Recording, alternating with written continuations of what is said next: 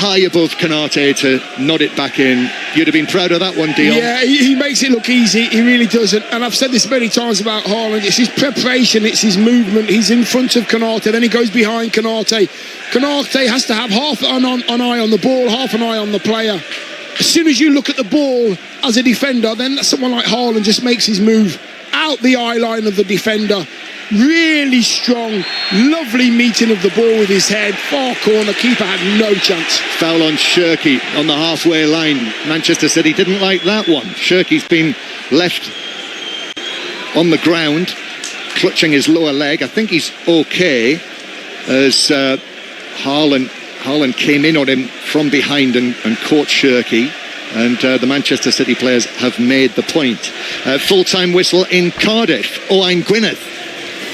Wales 28, Argentina 52. Steve Tandy's tenure as Wales head coach begins with defeat. Wales will do a slow start to both halves, along with a sloppy end to the first, conceding 7 tries in all. Although Wales' defensive frailties, Wales showed plenty of edge in attack, scoring 4 tries and entertaining the crowd. Rhys Amis looking quick when it came on, but Captain Jack Morgan suffered a bad shoulder injury. Wales 28, Argentina 52. Coverage of the Sao Paulo Grand Prix continues on Sports Extra. Here on 5 Live on the World Service, Manchester City winning 1-0 against Liverpool. And it is Manchester City. We've seen little really of Liverpool in an attacking sense in these opening 33-34 minutes. Bernardo Silva on the ball. Manchester City players were kind of suggesting, weren't they, to referee Kavanagh that might have been worth a yellow card for Van Dijk. What do you think? Possibly not. I don't think so. They'll want yellow cards for everybody in red, those City players. But I just think City have now got comfortable with the ball at their feet in this particular game. They're getting the ball to Doku as much as possible. That was a mistake, though, on the far side. Guardiola, Doku gave it to him, couldn't keep it in, so it's a throw into Liverpool halfway inside the Manchester City half on the far side. Manchester City coming into this 7 points behind the leaders Arsenal. Liverpool a further point behind, so an 8-point gap. I mean, it's plenty of time, Dion. It's November, of course. Absolutely. Plenty of time. You know, those leads can disappear in no time. And I was reminded how Arsenal lost a 5-point lead that they had back in 2013, 2014, when they were in a seemingly commanding position, and in the end ended up in 4th place. It can change so quickly. It can change in the course of a week, anytime during the season. As Mamadashvili, long and left-footed, plays the ball downfield. Alexander Isak out to warm up. Dion with the Liverpool substitutes as Manchester City win a free kick halfway inside their own half. Yeah, plays on the shoulder, doesn't he? Isak, he might be the one that will just force those City players to stay a little bit deeper, because they won't want the space in behind because of his pace. So yeah, it may look to change it. Not quite yet, though. Not quite yet. So a free kick that Manchester City take. Pep Guardiola would absolutely take this scoreline at half-time. And now into the last 10 minutes of the first half, and the ball out of play for a throw into Manchester City, who are now in the ascendancy, in no hurry. Let's get an update from the Grand Prix from Harry Benjamin. Yeah, chaotic start here. Lando Norris, though, leads Antonelli and Charles Leclerc. Lewis Hamilton has got damaged with a front wing broken. Gabriel Bortoleto, the Brazilian driver at his home race, is out of this one too. Safety car conditions, field neutralised. Norris with the advantage. Yellow card for Alexis McAllister for a challenge on Doku inside his own half. So McAllister booked. Yeah, I mean, Doku just receiving his ball at his feet. He had the ball, he stopped the ball between his feet and then just moved it to his right, knowing full well there's a challenge coming in at some stage. And McAllister's got no chance of reaching him with that kind of pace and thought. Nicely played, Manchester City again. They're finding the space here. Doku central, but that's a poor pass actually. Trying to give it out to Mateus Nunes, the man who set up the opening goal for Erling Haaland. And Liverpool are back in possession inside their own half. Seen very little of Szoboszlai so far in the match after his performance the other night. And a titanic performance from Liverpool. And you always wonder, don't you, that win against Real Madrid, the energy and everything that takes, whether that does have a knock-on effect. And he's named an unchanged team. Yeah, whether it's, it's not just physical as well, it's mental, it's concentration, it's all the above. at the same time, I can absolutely understand him wanting the continuity and the confidence to from that, as Mateus Nunes is able to play it away after challenged by Robertson. So throw into Liverpool, Robertson to take this back to Szoboszlai. Hair even longer than it was last time I saw him live. Rather lank in the rain with the headband. Long ball right across field for Salah. Salah up against O'Reilly. Quick feet and then prods it into the Manchester City defender, and it bounces straight behind for a corner to Liverpool. Yeah, that diagonal, you normally see Virgil van Dijk play that diagonal to Salah. It kind of works because it means that City have got to get across to the other side of the pitch to try and put a 2-on-1 on Salah. It wasn't a 2-on-1 and Salah gets 1-on-1. That's when it's dangerous.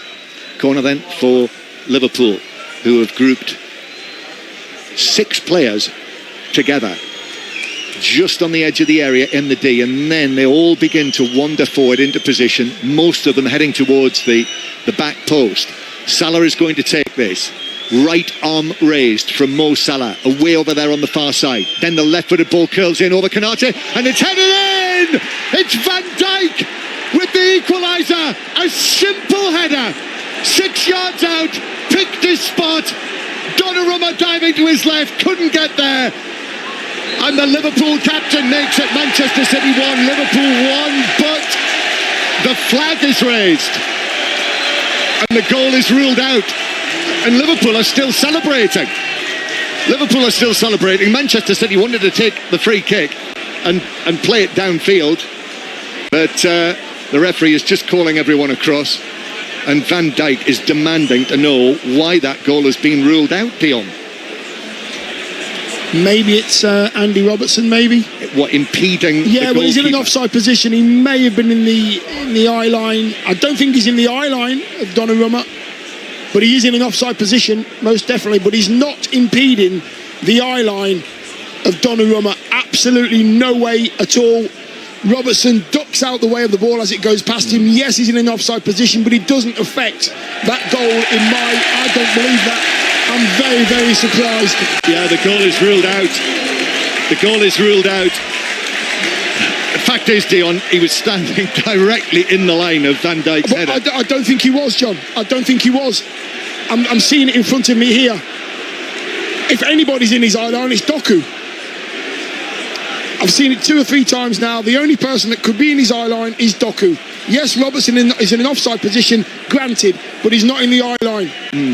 So Donnarumma on the line. Robertson standing to his left. There's a defender there as well. And Van Dijk getting up, heading it in from an angle, heads it to Donnarumma's left, but it's over the head of Robertson. That you're saying, quite rightly. And I think that's what Arne Slot is saying as well on the side of the pitch to the fourth official, making exactly that point.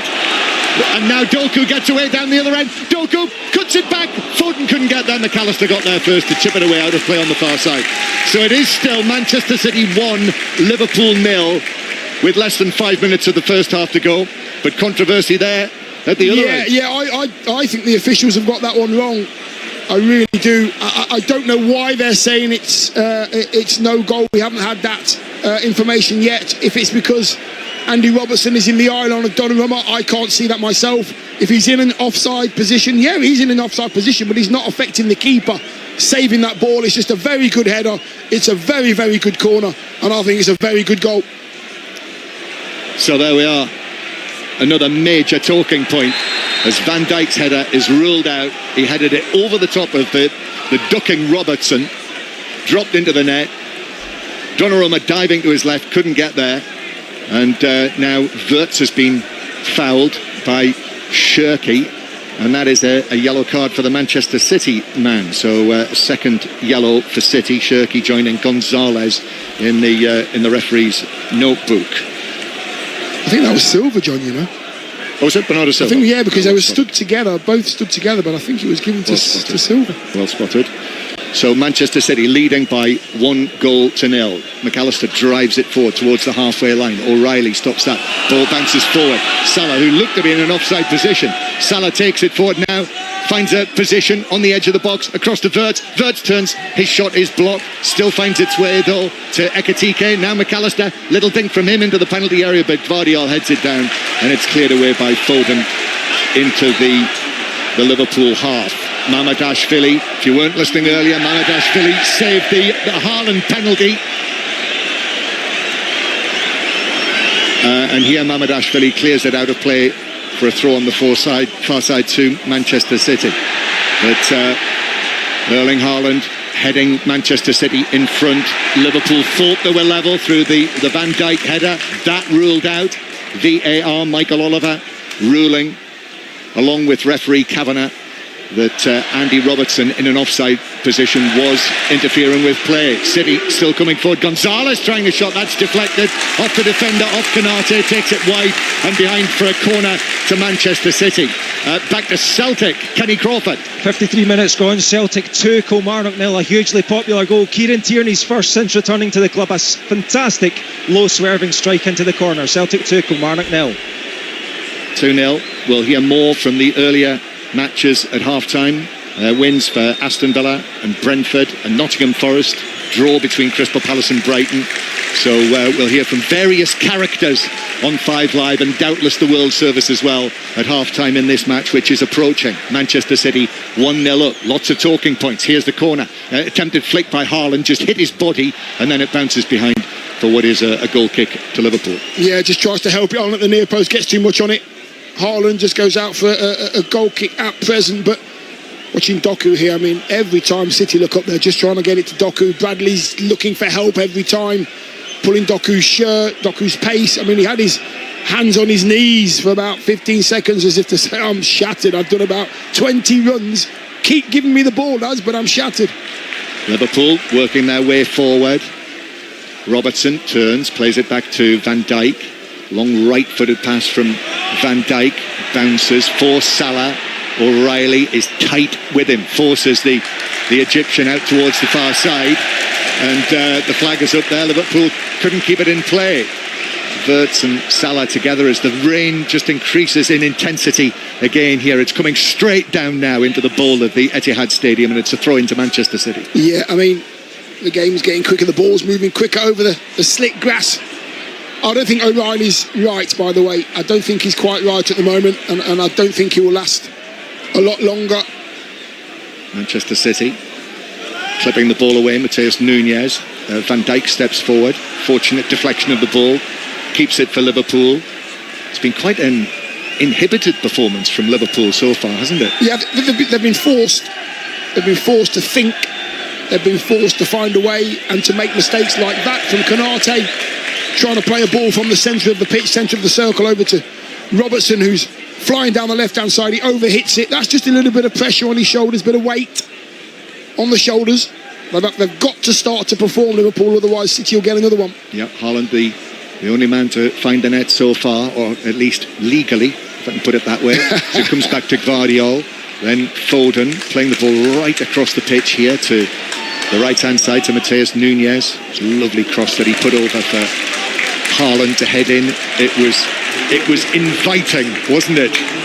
The cross that Haaland got up and judged perfectly. 7 minutes of added time at the end of this first half. Doku now, lovely carry of the ball, just moving from foot to foot and then playing it back, and now infield towards Guardiola. Guardiola drags it back, then passes a little ball so around the corner to O'Reilly, then back out to Doku, who's away over there on the far corner.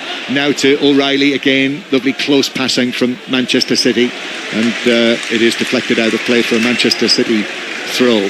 Pep Guardiola was saying on Wednesday night that he felt that it was coming for Manchester City, the better form, and their recent run certainly does suggest that, having won their last 3 matches in 3 different competitions, 6 of their last 7. Other than that defeat against Aston Villa, who with their win incidentally are now up to 7th place in the Premier League table after the 4-0 win against Bournemouth, as Manchester City pass it forward again. Diaz and then Foden. Here is Mateus Nunes, whips the ball infield. Cherki into the penalty area, still going very tight, takes it to the byline. Defenders there as well, and he tried to chip it across. It actually took a touch off Robertson and dropped into Mamardashvili's gloves. He then runs out to the edge of the penalty area and hurls himself forward. It was almost Higuita-like his dive forward as he hurled it. But now it's coming back at Liverpool, taken forward by Bernardo Silva, carrying it to the edge of the area, then giving it to the right-hand side to Shirky. Quick steps from him. Shirky's ball across, hits Van Dijk, bounces behind, corner to Manchester City from the right. Yeah, Liverpool are finding it difficult. They don't know where Bernardo Silva is. They don't know where Shirky is. It's just that movement as well in the middle of the park. Gonzalez is popping up in the 10th position as well. They're just rotating. All the positions are being filled by these City players, but Liverpool don't know who's there. It's just the movement of City at the moment. It's confusing Liverpool. Yeah, that rain is annoying Shirky. Every time I see him, he's running his fingers through his hair. Wasn't like this in Lyon, was it? Foden plays it across. Haaland with a flick, but it's headed away at the back post. Comes out to Doku, takes it down. Doku, toe poke across the box, and then that's cleared away by Van Dijk, and that I think will bounce out. It does next to the corner flag. The Manchester City fans in that corner all applaud in unison. The Liverpool fans in their section next to the corner is taken short. Liverpool got everyone back inside their own penalty area as half-time approaches. Gonzalez now from distance shoots it. It's 2-0. Deflection took it down and wide at Mamadashvili, who couldn't get there. And it's 2-0 just before half-time. And Pep Guardiola, in his 1000th match as a manager, has got the 2-goal advantage that he wanted before the break. And he turns towards us, punches up to the stands, big smile on his face. Even though he's absolutely soaked to the skin down there, he doesn't care. It's Manchester City 2, champions Liverpool 0. Yeah, Liverpool switching off from the corner there. It was 3 versus 1. They played round the corner. Bernardo Silva just passes it on to Gonzalez. Gonzalez is now, he's about 5 yards away from the edge of Liverpool's box. It takes a nick off of Virgil van Dijk. I mean, he's in a good position, Virgil van Dijk, and he just takes a nick off his right heel. He just sort of swings his right heel out, his toes on the floor, swings his right heel out, and it's just enough to take it past Mamadashvili. 2-0 City. Well, each of the matches last season finished 2-0 between these sides.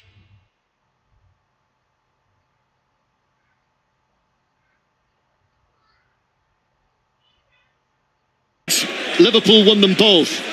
Today, Manchester City 2-0 up, and Liverpool have got a lot to do here to avoid now what would be a 5th Premier League defeat of the season for the champions from 11 matches played. This was not how it was supposed to be for Arne.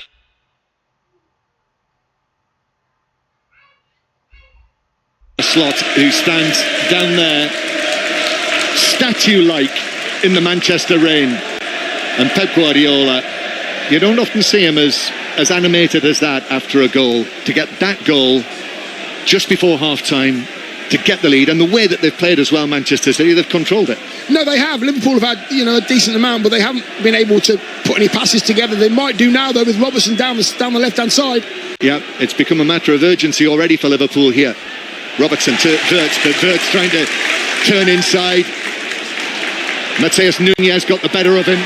Now Haaland under pressure from Van Dijk is still nevertheless able to find the ball out towards Doku. Doku, who has been a danger when he's run at the Liverpool defenders. Bradley, that's what he's doing now. He's gone round the outside of Bradley. Doku's still going. Bradley tackles back and does well, actually. I thought he'd gone there past him, but Bradley just got back to get a foot on it, put it behind for corner. Yeah, I mean, Doku just waits for the fullback just to get comfortable, and then he just knocks the ball past Bradley 10 yards, and he's gone. His pace over 5 or 6 yards is kind of second to none with anybody on this pitch. I mean, I don't know how many corners City have had. It's got to be 5 or 6 already. 6 it is. 6 corners.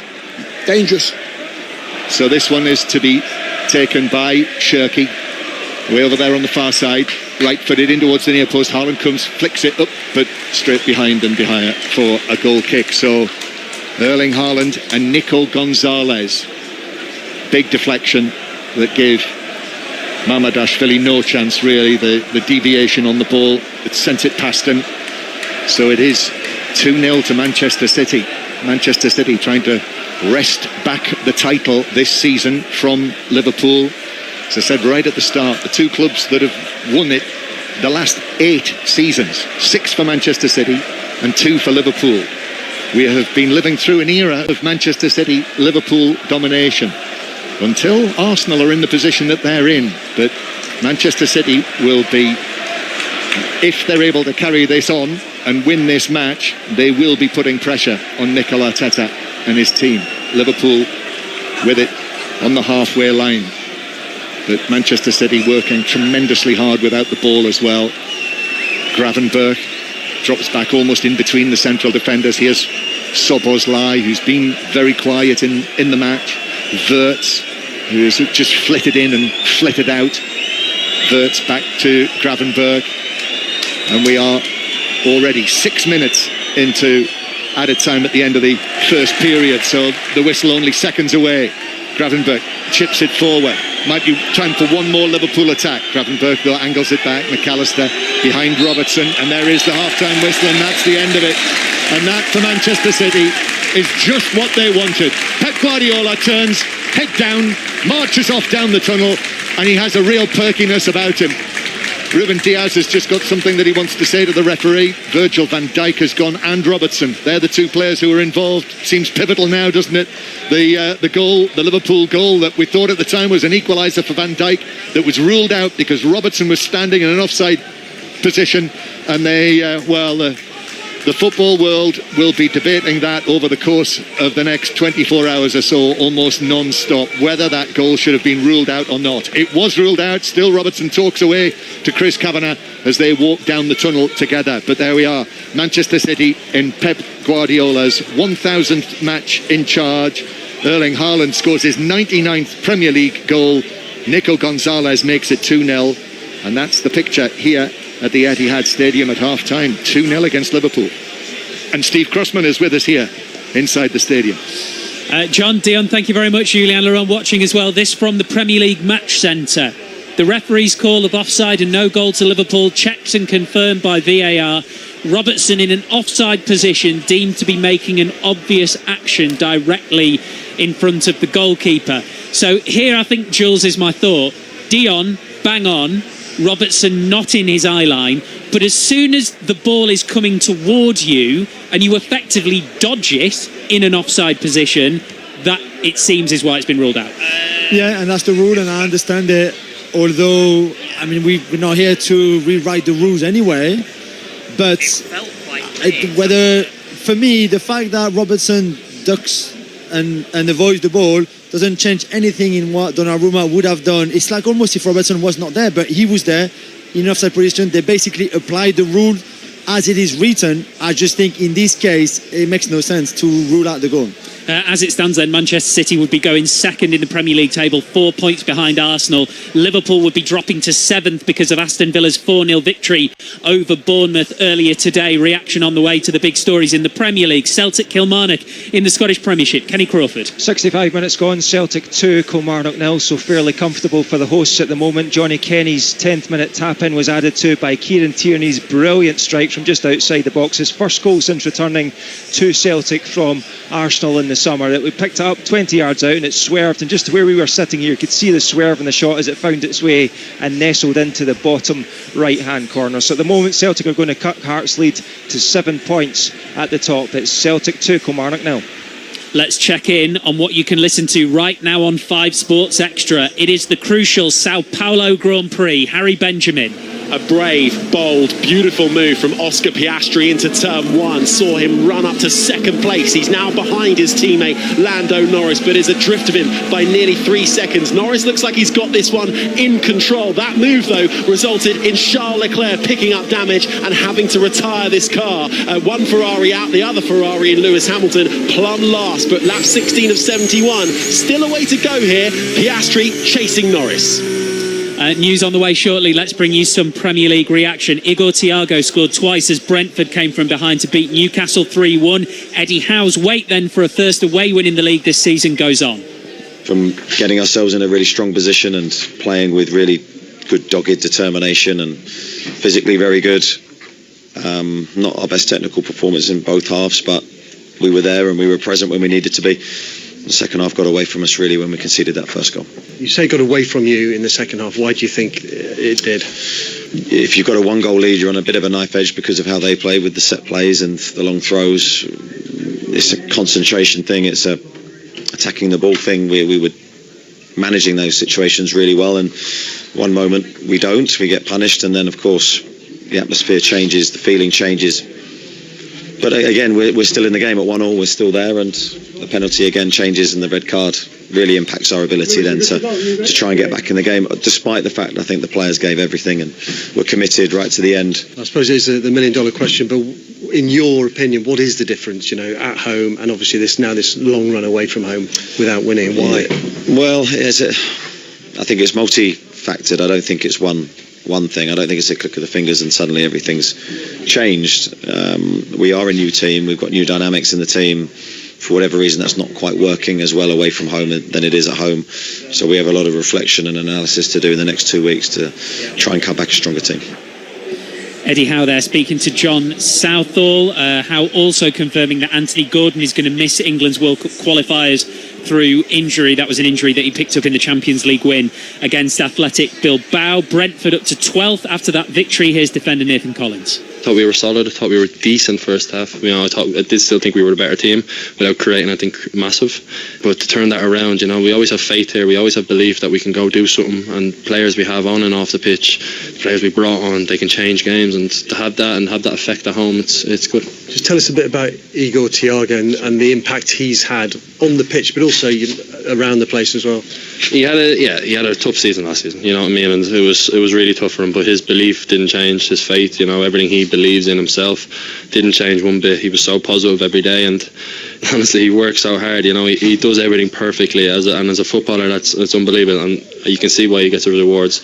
He's just overall just a really good person. I prefer that more than him being a good footballer, but he's just a really nice person. And how do you assess it now? We've come to the international break, 11 games gone. I mean, how do you assess where you are? I think we're similar or better than we were last season, which is always nice. This club is so good at keeping it simple for the players. I think this work that went in behind the scenes in the summer was unbelievable. It was extraordinary. Like the hours they'd done, everything they'd done to make sure the players were good when they come back for pre-season. It was unbelievable, and credit to everyone, backroom staff. It doesn't matter who they were or what they'd done. It was everyone worked so hard to keep this club stable. And listen, I think a lot of people from the outside seen it as a big thing, but in the inside it felt like another season. It felt like the same team. Nathan Collins there with John Southall. Nottingham Forest have won in the league for the first time under Sean Dyche. They beat Leeds 3-1 at the City Ground. They stay 19th, but they're now within a point of Burnley in 17th. Here's the Forest manager with Phil White. Sean, well done. Just what the doctor ordered, I imagine. Yeah, very pleased. Important game as they all are, but certainly this one because, just that little gap. We don't want to come too far disconnected. We know the challenge in front of us. We know the challenge with the fixture list. So it was important, but also the underlying importance to me is always the performance levels. I always say, and I've said it for years, so forgive me, but you'll always take a lucky one, but you can't rely on the future of a team to be lucky. You have to earn the right, and you have to earn it from how you play. And I thought there was a lot of good signs about us today. And you had to come from behind to do it. Yeah, another pleasing thing. Man U were 1-up when we came back in the end drew, but it was looking like a real positive performance and possibly a win, which went away. But today, the same thing happened, but we acted very quickly, and then second half, a few changes to just to spark the group up, and then they took that into performance, and we scored goals from open play as well. Well, we get a penalty obviously, but from open play I thought it was good. Could we say you won it off the bench today with the impact of Amari Hutchinson? No. The players before that are doing a good job. It's just it's going to be a squad mentality. We know the fixture list. It's not going away. I've assured the players. I don't think it's going away. I don't think it's not. That's what it is. So there's no point in shying away from the things that are jumping off the page here. That's our mentality. We're all going to play a part, and we're all going to have to. So we're working with the players to increase their capacity to do so. That's Sean Dyche. Daniel Farke's Leeds, meanwhile, are now just 1 point above the relegation zone. We came here to win some points, and we didn't win any points, so for that we are disappointed. On this level, best league in the world, small details are always decisive for the outcome. I think it was a tight game, 2 decisive moments. First, we went in lead with a great finish off of Lucas Matcher, but gave them the equalizer too cheap away too early after going in lead. This was one decisive situation. Yes, and the 2-1 in the second half. First of all, I think the referee was probably the only one in the whole stadium who saw a foul from our player. Normally we would have a free kick in their half. Wherever he gave a free kick against us, free kick, long ball, comes in, cross comes in, goal. Without the free kick, we wouldn't have conceded. if we look at ourselves, what we could have done better, yeah, of course, it's more like the box defending was not too difficult to defend the man in the box better. Were then too cheap this goal, and of course, and to be 2-1 down, you have to open everything. You bring many offensive thinking players on the pitch. Yes, and out of a clumsy situation, another penalty. So this two situation, I think the 1-1 and the 2-1 cost us the points today. That's Daniel Farke. Bournemouth missed the opportunity to go second. They were beaten 4-0 by Aston Villa. Buendia, Onana, Barkley and Marlon with the goals. Bournemouth had to make an early change because captain Adam Smith had a nasty clash of heads with teammate Tyler Adams. Here's Anthony Iraola. We were worried about both of the players. The doctors straight away told me Adam could not continue. With Tyler, we left it go a little bit to see if he could continue, but we cannot use it just this as an excuse. Obviously, it's not how you want to start a game, but I think we've been poor the first 45 minutes. I think we've been really poor, and I think we have to accept it. Congratulate Villa, but I think it's a warning for us. It's a warning of the competition. Can you explain what do you mean by it's a warning of the competition? I think we were doing, and we started the season really well, but these last two games, City away and Villa away, we haven't been at our level. We cannot only think, it's very difficult places, it's not very strange that you don't get a result. I think we haven't been ourselves, and we have to review and get again going. I think second half has been much better, even if the result is the same. I think second half we've played our game, we've competed like we have to compete, and I'm really pleased about that reaction, but I cannot forget the first 45 minutes, and they deservedly have gone 2-0 up. Anthony Iraola there speaking to Sahel Sahi. The day's other game finished Crystal Palace 0, Brighton 0. No Mark Gay for Palace today. He's got a bruised foot. That's going to rule him out of the England squad for the upcoming World Cup qualifiers. In the Scottish Premiership, full times, Aberdeen 1, Motherwell 1, Dundee 0, Rangers 3, and Hearts 1, Dundee United 1. It's currently Celtic 2, Kilmarnock 0 with about 15 minutes to go. Women's Super League, London City Lionesses beat Tottenham 4-2. Other scores, full times, Liverpool 1, Brighton 1, West Ham 1, Leicester 1 and Everton 1, Manchester City 2. And elsewhere, dramatic end to the Abu Dhabi Championship. The golf saw Wolverhampton's Aaron Rai beat Tommy Fleetwood in a playoff. 5 under par for his final round and 25 under par for the week. We're live from the Etihad, second-hand commentary of Manchester City 2, Liverpool 0 coming up after the news with Lisa McCormick.